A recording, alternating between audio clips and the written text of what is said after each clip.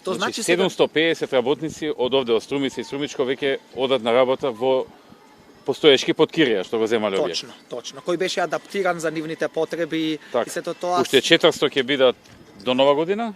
Така е. И уште околу 400 ќе бидат до година. Потоа планираат. Така. Може би повеќе. Не можеме да знаеме. Ќе произведуваат седишта? Навлаки за седишта. Навлаки за седишта, да. Сличен производ како она што е во Штип, со тоа што овдека има различни клиенти, не се истите клиенти за кои произведуваат таму, и тоа значи дека ако ги земеме фабриките во Штип, овде во Струмица и Леар во Тетово, сега ќе имаме 3 фабрики во Македонија кои произведуваат сличен вид на производ навлаки за седишта. Но... Ја го спомнав уште пред 2 месеци на едно интервју, ама вчера веќе и со инвеститорот и со име на компанијата и со се. Тие го потпишаа договорот за закуп на објектот во Желино. Така. И тамо тие од 1 јуни ќе започнат со активности.